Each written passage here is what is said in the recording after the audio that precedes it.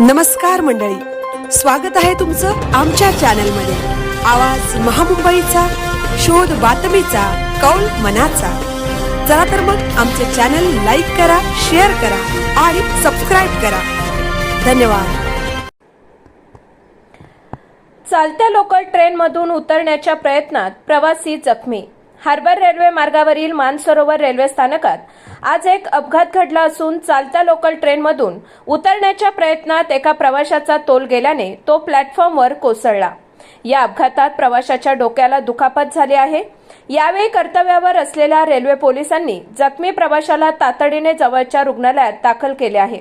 दरम्यान धावत्या गाडीतून प्रवाशांनी उतरू नये असे आवाहन रेल्वे प्रशासनाकडून करण्यात आले आहे। आवाज महामुंबईचा चॅनलसाठी संजय कदम, पनवेल।